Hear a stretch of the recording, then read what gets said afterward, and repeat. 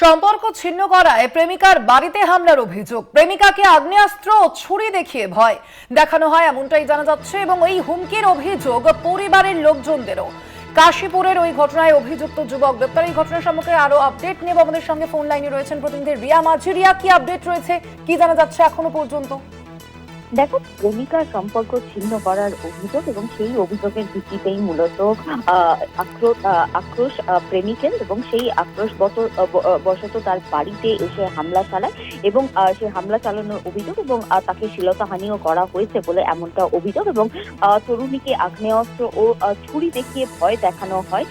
এমনকি তার পরিবারের যারা লোকজন ছিলেন তার পরিবারকেও কিন্তু অস্ত্র দেখানো হয় এবং শনিবার সন্ধ্যায় এই ঘটনাটি ঘটেছে এবং তারপরে কাশীপুর থানা এলাকায় যে ঘটনাটি ঘটেছে সেই কারণের জন্য কাশীপুর থানাতে একটি অভিযোগ দায়ের করা হয় প্রেমিকার বাড়ির তরফ থেকে এবং তারপরেই যেটা দেখা যায় যে কাশীপুর থানা সেই অভিযোগ দায়ের করে এবং শ্লীলতাহানি সহ একাধিক ধারায় আগ্নেয়াস্ত্র ব্যবহার করা এই একাধিক ধারায় মামলা রুজু করে কিন্তু ইতিমধ্যেই গ্রেফতার করেছে সেই যুবককে।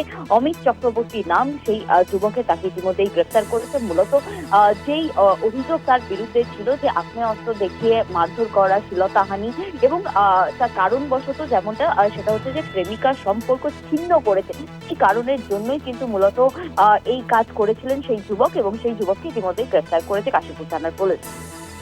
ধন্যবাদ তোমায়। আমরা কথা বলছিলাম, ফোন লাইনে ছিলেন প্রতিনিধি রিয়া মাঝি।